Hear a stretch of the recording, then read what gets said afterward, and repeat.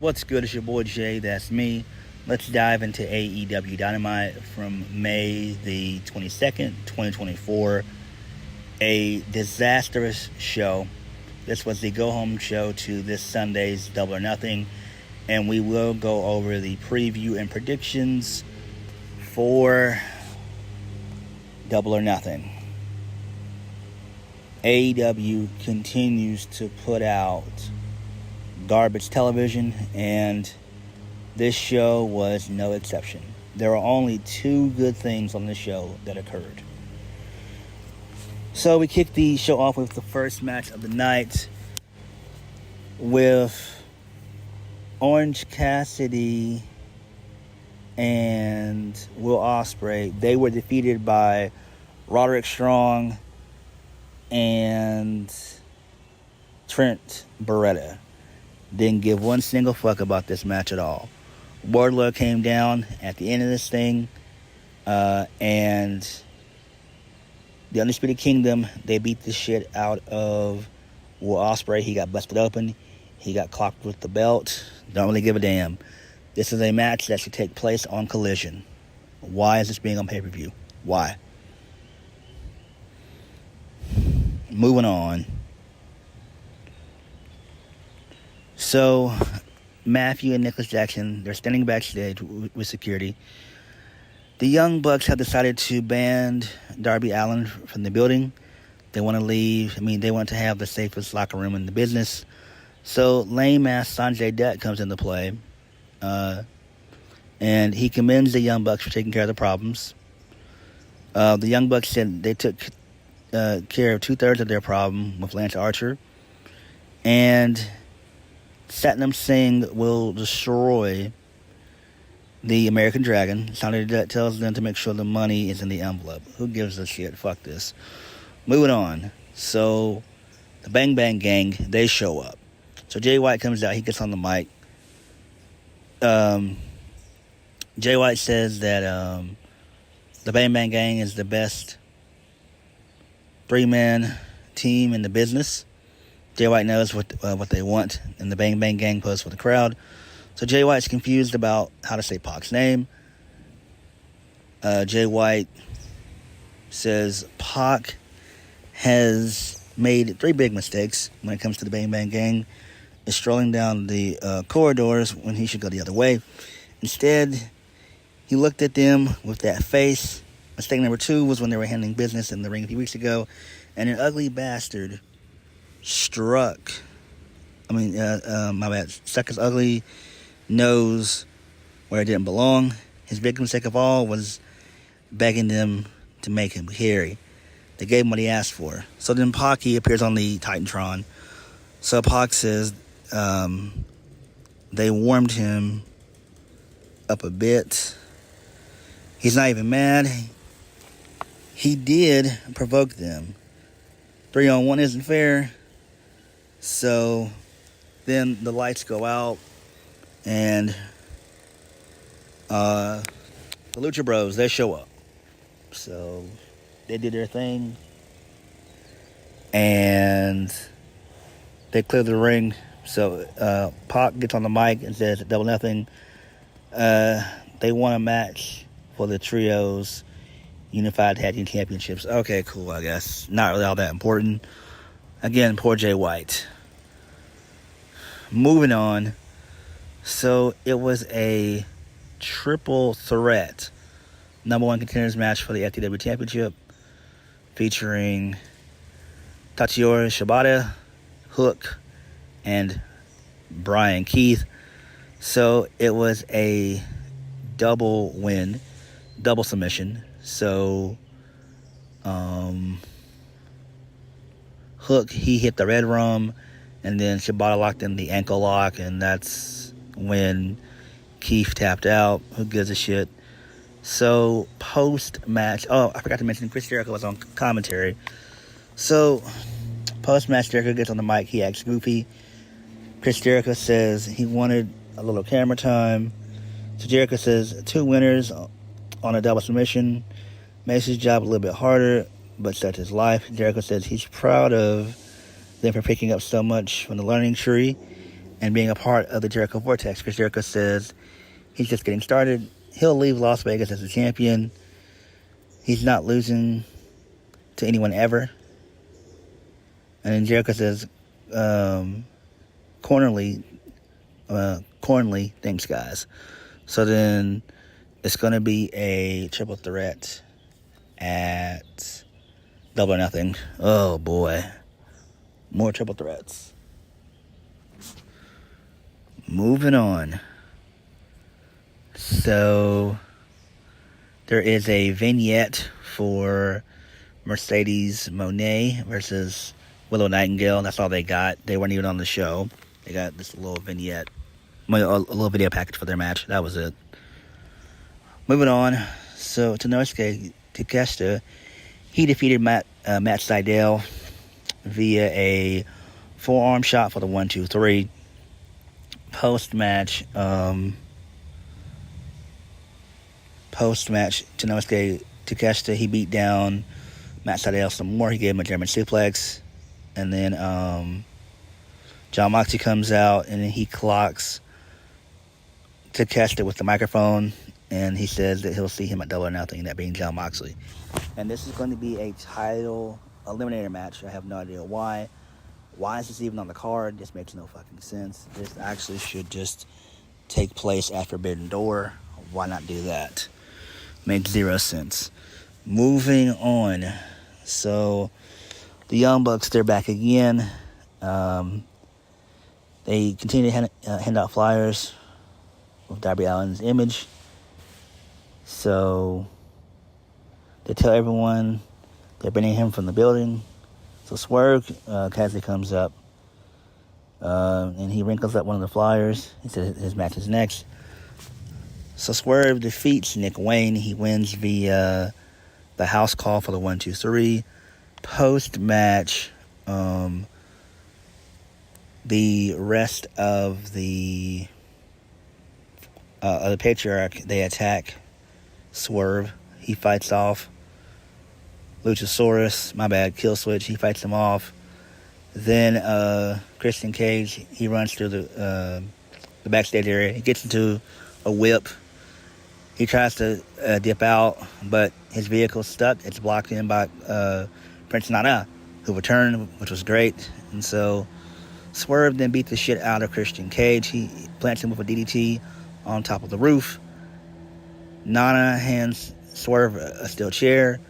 Swerve was about to go for a concerto, but Christian Cage was able to dodge. So that's fine. Makes sense. Makes sense if we're being honest. Fun. That was one good thing. Moving on. So Malakai Black defeated Kyle O'Reilly. This match went on forever. Didn't need to. There should have just been a simple black mass, and that's it. Kyle O'Reilly should have, been done after that point. Shouldn't have been a long, drawn-out match. No one gives a fuck about Kyle O'Reilly. No one. Seriously. Kyle O'Reilly, Roderick Strong, those guys would have been better off in TNA, if we're being honest. Let's just be real. They're not going to do shit in AEW. Moving on. So post-match, the lights, they start to flicker red. And then Malakai Black takes a bloodbath. He gets drenched in blood. So Edge appears on the screen, and he laughs, and he tells Malakai to be careful what he wishes for. So Malakai is then discombobulated, and he's trying to get out the ring. So this was great. The crowd popped holy shit, and I thought that this was good. I really enjoyed this. Again, Swerve and Christian Cage, as well as Malakai Black and Edge, were the only four people that saved this show. Other than that, this show was a disaster. Moving on. So, Timeless Tony Storm and Mariah May, they defeated Saraya and Harley Cameron. So, that was interesting. Serena Deeb, post-match, she comes out. She takes out Luther with a steel chair. She hits him in the back. So Serena Deeb, she continues her assault by hitting Toni Storm in the head with a high heel. I'm like, damn. I'm surprised it didn't bust her open the way she hit her. She hit her kind of hard. And then she applied a single leg Boston Crab on the steel chair. So that was cool. So I did like that. We all know that Serena Deeb's not going to win on Sunday, but it is what it is. Moving on. So the Bang Bang Gang, they're backstage. They're not sweating Death Triangle. They agreed to a non-title match at Double or Nothing. So they're fine with it. It's going to be the Guns taking on the Lucha Bros at Collision. Okay, who gives a shit? Moving on. Main event. The worst main event in the history of AEW. Ever. In its 5-year history. Ever. Bryan Danielson versus Satnam Singh. I wanted to literally gouge my eyes out. I didn't even watch this match. I'm not going to hold you guys up. So, Bryan wins via DQ because Jay Lethal and Jeff Jarrett, they got the jump in on Danielson. So, some more shenanigans took place. Danielson, I believe he hit 3 psycho knees in the match as well. So, post-match, Bryan Danielson was actually taking out Jay Lethal and Jeff Jarrett. So he was able to take the guitar away from Jeff Jarrett. He was going to hit Sanjay Dutt with it, but Satnam Singh beat the shit out of the guitar with his fist. So then the Young Bucks, they came out. They took out Bryan Danielson as well. A CM Punk breaks out. Whatever reason, I have no idea why. Bryan was getting a small bit of the upper hand until Kazuchika Okada and Jungle Boy, Jack Perry show up. They beat the shit out of Bryan Danielson. And then, out of nowhere, Darby Allin, he shows up to the arena. So, Tony Khan, he's driving the whip, the vehicle. So, Darby, he then shows up with a fucking flamethrower. And he literally scares the shit out of the Young Bucks and everybody. They all cower in fear. I'm just like, what the fuck is this shit? What is this lame ass shit? Please tell me what the fuck this shit is. I have no idea what this is. I thought what TNA did last week in their 16-person main event, this was even worse than that. This was even worse than that. Oh my God. I don't get it. I don't get it. I don't know what to say. I don't know what to say. You mean to tell me that you couldn't have Danielson come out and do a promo, even if it's just for like 5 minutes? Like, have Danielson come out and cut at least a 5-minute promo, get interrupted, get taken out. I mean, you couldn't have even done that. I don't fucking know. Don't know. Let's just go ahead and get into these predictions. We've got 10 matches for Double or Nothing. So let's just start with the trios match. So Bullet Club Gold, which is Jay White and the Guns, taking on Death Triangle, which is Pac, Rey Fenix, and Penta Zero Miedo. It's for the trios championships. Who wins? I'm guessing Death Triangle. Not really all that important. Again, poor Jay White. Moving on.